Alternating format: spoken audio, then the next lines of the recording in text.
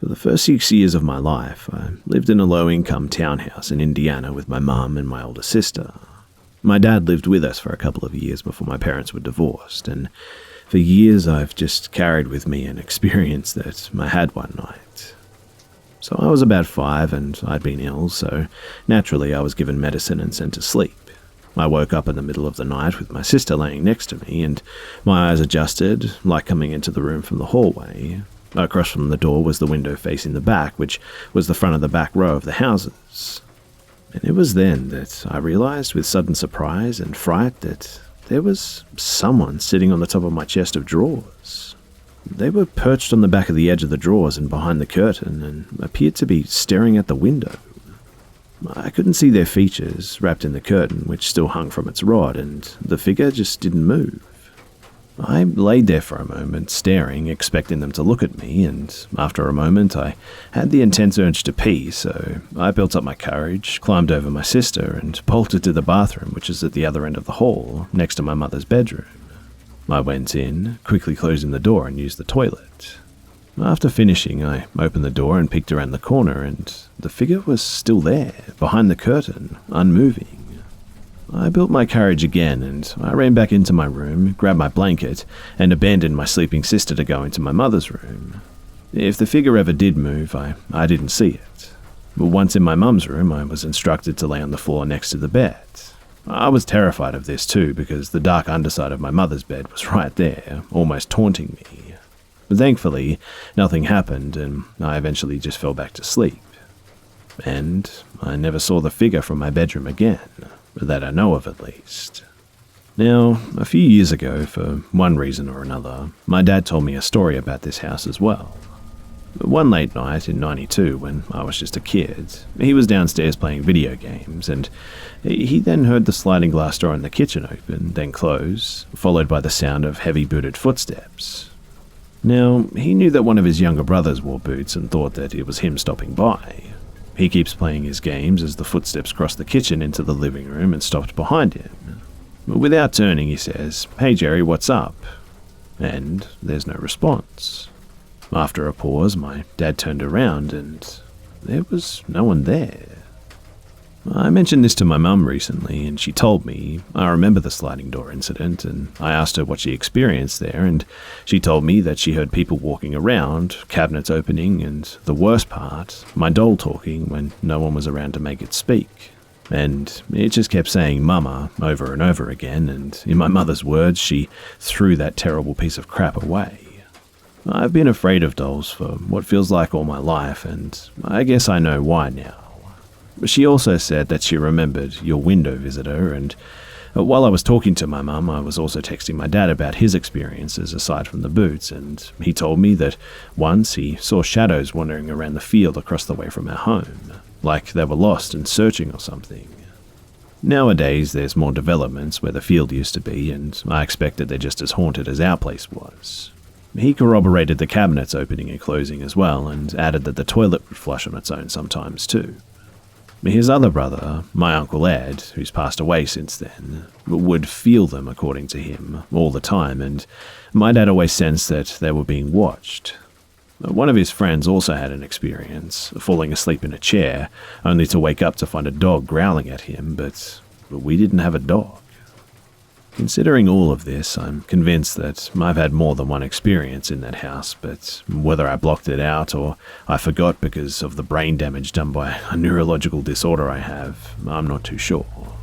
I'm quite happy not remembering anything else though, because the window visitor has been enough to bother me all these years.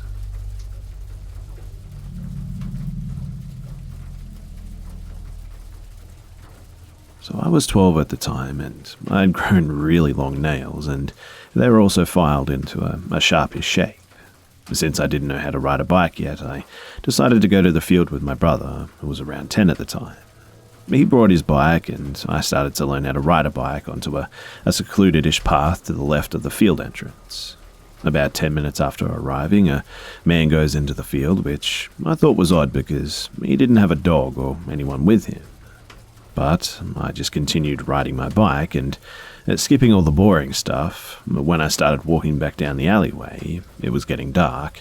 My brother decides to bike away from me, and I was fine with this because he'll meet me at the end of the alleyway. But it was then that I hear footsteps behind me, and the same man, you guessed it, is walking the same direction. I carry on walking, a little creeped out, when suddenly this creep gets me into a headlock and covers my mouth.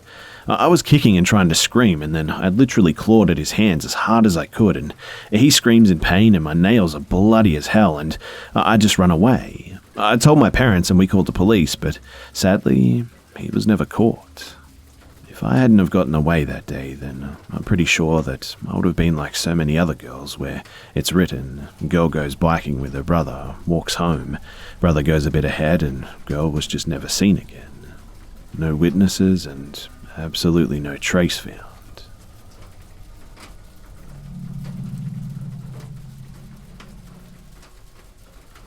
For necessary context, I was transitioning over from part-time retail hours to a full-time third-shift job, and I also had a week to alter my sleeping schedule accordingly. And nearly every day, I failed. I would lay down just to rest my eyes and would always end up falling asleep. You'd think I'd learn after the first few times, but no. Unfortunately, too, I only had a day left at this point. I knew if I didn't succeed this last night that I'd be in for a world of tired when I began the job. But again, I laid down to rest my eyes halfway through the night like an idiot when I got a little bit tired, and I wasn't exhausted or anything. I was already a bit of a night owl at this point. But before I could even relax or close my eyes, I heard footsteps coming up the stairs. Now, our house is 140 plus years old, so every time someone moved in it, you could definitely hear them. But there was one problem. My father was at work, and my mother was at a schooling convention in another state, and my brother was at a Boy Scouts camp. So there wasn't supposed to be anybody in the house but me. I was very, very alert now, and petrified, and despite an army's worth of bladed weapons in my room, I chose to play possum, feigning sleep. I hoped that whoever it was would just take what they wanted and leave me be. Sure, I have weapons, but I'm a very small girl and could be easily overpowered. Stupid now that I think about it, but well, that's what happened. So, with closed eyes, I heard my bedroom door pushed open and then footsteps creaking across the floor directly towards my bed. I thought, oh great, so this is how I'm about to die, as I could just feel someone leaning over me and breathing on the back of my neck. Oddly though, the breath was neither cold nor warm. And then a voice said, "Do you think you should be really doing that?" And what I clearly heard was a patronizing, unfamiliar man's voice behind my head. And then it was just silence. I sat up slowly after a few moments, so as not to bash my head on whoever was with me at this point, and there was nobody there, and nothing. And my bedroom door was closed, and a quick search of the house revealed nothing, and I had first questioned if it was perhaps sleep paralysis, which is often accompanied by hallucinations, but I'm very, very confident that it wasn't. On the bright side, I was definitely not tired anymore and stayed up the whole rest of the night, and the job turned out to be hell in terms of energy sapping. I don't know if I would have made it through the first day without getting the sleep I needed at the right time.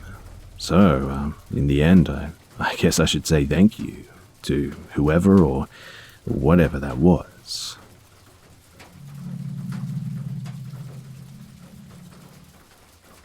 So we were living in a bad part of town, and, well, it wasn't completely horrible, but you always locked your car doors, car trunk, pretty much anything with a lock. This night was like any other night. We were watching TV, and both of us were playing on our PCs in the living room. We're huge gaming nerds, and our PCs are always in the living room. At this time, our cat Bleach Spot, nicknamed because she had one white spot on the top of her head, was sitting in the kitchen window crying, which was odd because she didn't cry very much. My husband proceeded to get up and go check things out, and we see a foot. Yeah, a foot in our kitchen window. My husband opens the window and asks the guy why he's standing in our kitchen window, and this guy was a Hispanic guy who apparently lived in the apartment above ours, got locked out somehow, explanation coming, and was trying to crawl up the outside of the building back into their apartment. He told this guy to get his ass down from there before he breaks his neck, and the guy tells my husband okay and proceeds to climb down. He also had to climb down because my husband was hanging onto his foot as well. He was not about to let this guy climb up the outside of the wall. Now, just think for a second. These were 2-story apartments, and he was almost to the 2nd story, so I'm guessing that he was already 8 feet in the air. How he thought that he was going to be able to climb up there is beyond any rational thoughts that I can put together. But while the guy was climbing back down, my husband gets on the phone and calls 911. It just didn't look right, and clearly it didn't look right for him to be climbing up there. If he was locked out for a good reason, you would call the landlord or the maintenance man to come let you back into your apartment, right? Our landlord lived on the premises along with the maintenance man as well, so we knew that something fishy was going on here. So we called 911, explained that this guy was climbing up the outside of the building trying to get to the top apartment, and they said that they would send someone out. This guy comes around to the front of the apartment building, goes upstairs and proceeds to beat on the door for about 15 minutes straight. My husband even opened the door and hollered upstairs and told him to knock it off, that it was getting too late. It was around 1 a.m. at this time, and he was still beating on the door when the cops arrived to find out what's going on or arrest him, whatever they plan to do here. The cop goes upstairs and tells him to stop beating on the door and to come downstairs so that they could talk and settle some things. Well, this guy didn't like the cop apparently, so somehow in an enclosed breezeway, he gets away from the cop and runs off. And the next thing I know, I find out why this guy was climbing up our window and upstairs, beating the door down. A lady cop came to our door and wanted to come inside to talk to us, and she told us this guy was kicked out by his girlfriend. He was illegally in the US, and the reason she wasn't up there, well, her and her mother both were in hospital, because he had beaten the both of them black and blue with a baseball bat. His girlfriend wanted to break up with him, and when she did, he got mad and almost beat them both to death. Apparently, he did all this before he'd gotten home that evening and while we were at my husband's mother's house. So, when we got home, the commotion was already over and no one had told us a thing.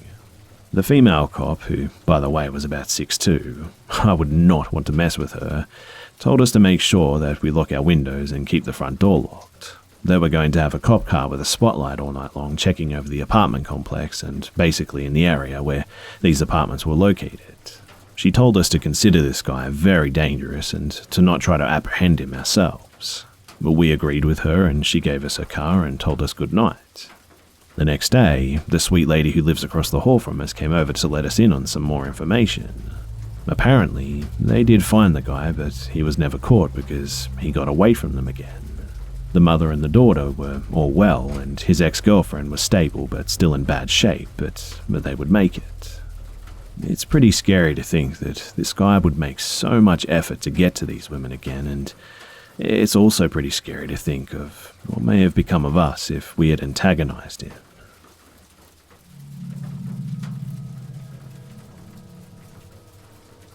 This happened when I was 12. So, I was babysitting for a family with 2 little girls, and I babysat for them fairly frequently, and they lived around the corner. The father was weird and kind of intense, would ask me to do weird things like be a bartender at a party that they were throwing, or encourage me to try on his wife's clothing and play dress-up, and he asked personal questions about my boyfriends and what I did with them. I didn't have any boyfriends, mind you, and the wife was just never around for these interactions. One night I was babysitting, and after putting the girls to bed, I started hearing weird sounds from upstairs. I was about to call my dad to come and investigate for me when the father came down the stairs wearing nothing but his tidy whities. He had been there the whole time just waiting for his girls to go to bed. I jumped up and ran for the door, and he called after me that he hadn't been feeling good, so he stayed home and that he would pay me, and I just left and booked it home. I was weirdly embarrassed, so I didn't tell my parents, and I just decided that I'd never babysit for them again. But after that, my mum started getting really weird phone calls while I was at school, someone just breathing into the phone or asking if I was home. But this was before cell phones and caller ID, in mid-90s, and that culminated with her getting a phone call where a man told my mother that he was going to get me and detailed exactly what he was planning on doing to me. But my mum never told me exactly what he said, but it was bad enough that she called the police. The police were able to track the number to the creepy father, and I didn't know what was happening until the cops showed up to my school to escort me home, because the creepy father, apparently, wasn't home. And he was outside my school, waiting for me.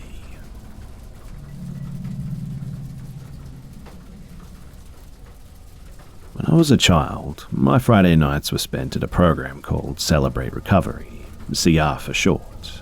This program was for recovering addicts and childcare was provided. My mum was the ringleader of the group while my dad attended as an alcoholic and drug user. This being said, my whole life I've been surrounded by people who have questionable pasts and have always been taught to love every single one of them. Now, this is really good, but this one time, it bit me in the butt for sure. So, I was 6 or 7 and I knew everyone at CR and everyone knew me. An hour before the program started, people would come early, bring food, and as a messed up family, we would eat together. When a new person came, I would always introduce myself and made sure that they knew that they were wanted there. I didn't know this one guy, though, who would definitely take it too far. This one night, there was a new person, and I ran up to introduce myself like I did all the time. He told me his name was Bob, and this began a very suspicious friendship. From that week on, Bob would bring stuffed animals for the other kids and me, but would leave the biggest one for me. He would also bring candy for us, and I actually found out years later that it was dipped in gasoline. This went on for weeks, and Bob gained my freely given trust. My parents were suspicious of Bob, naturally, and cautioned 6-year-old me to be careful around my new best friend. One Friday night, Bob came to CR telling me that he had a surprise for me in the backseat of his car and for me to follow him. Stupidly, I followed him, and once we reached the car, Bob told me that he had a bad back and if I wanted my surprise that I would need to climb into his car to get it. Right before I was about to reach into his car, my mum, my hero, was walking out of her office and saw the interaction and screamed this guy's full name and to get your butt over here right now. Scared to get in trouble, I ran to my mum and walked back to dinner with her. Apparently after that incident, my mum found out that Bob would go to the large gatherings but would not attend the breakout sessions. Instead, he would come to childcare and the workers didn't think that this was a red flag. But when my mum found this out, she went to the church and hired security, and the officers told Bob that he was no longer allowed to come to CR and posted officers outside childcare. But sadly, this did not stop Bob. He would come to Saturday night services at our church and would give the kids the gas-covered candy and stuffed animals, and even attended to come back to the childcare multiple times. But one night, my friends and I were playing, and when I looked up, there Bob was, just staring directly at me. I'd been told by my mum at this point that if he was to show up, to go to Miss Jamie, the childcare worker, and I did just that and even went as far as hiding in a corner until I was told that he was gone. 13 years later, and I'm still thanking my mum for being super vigilant and stopping me from being kidnapped, and worse.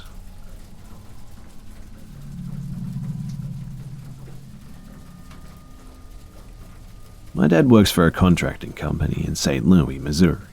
The building's interior is exactly the same as it was in the 1960s, all except for the dust and deterioration. But the actual date of construction is 1910. It's only a 5-story tall building, by the way, and it's nothing immensely big. It was previously used as a law firm, but when the firm left, they decided not to take anything with them. There was tons of law books and paintings and desks and everything. But the basement, back in the 1960s, they started to renovate it, but it was just never finished. The basement is an extremely dilapidated 1910s, paint falling off, broken glass-ridden, rusting freight elevator, deadly tetanus-infested nail cesspit. But me and my dad went in there anyway. Also, keep this in mind. My dad coaches boxing as a hobby, and he's huge, all muscle pretty much, and he's fought all of his life, and even he was scared of this basement. Now, Every time that we go down there, something is different. The first time I remember going down there, the plaster on the walls of a hallway had just fallen off. And I mean, all of it. The whole hallway was just stripped down to its bare structure. I assumed it was because of the renovation, but my dad said, "What the heck is all this stuff? This wasn't here before." So we go down the hallway and, yeah, sure, in and of itself it could be explained away, but there was this metal chair in the middle of the dark hallway, and for whatever reason, it really freaked me out. My dad turned on the lights, and they worked for a second, but then they all bursted and fizzled out, and it was probably because of how old they were. Also, down the hall there was this boiler room in which contained a rubberized trench coat, rubberized to avoid stains, and also a bowling ball bag. Inside the bowling ball bag was a cleaver with what I assume was a deer bone handle or something. Whatever the case, after that we decided to leave. A few weeks later we came back down and all the plaster on the floor was completely gone. We went to the end of the hallway and the boiler room door was closed. Maybe we closed it. I don't remember doing that at all though, and it doesn't seem like our priority was to close the door when we left, so it wouldn't make much sense. Now, no one has a key to the building except my dad, and me and him are the only ones to enter the building, ever. And at the time, there was a T-shaped intersection, and on the wall there were these 3 identical pictures of the same exact African-American priest with a deadpan expression. His eyes were glazed over like he was blind or something, and we came back after a few months, near Christmas, and we'd only made it down the steps and immediately left because there was a Christmas tree with little lights blinking and a Santa Claus doll with the most indescribably creepy grin that I've ever seen in my life down in that basement.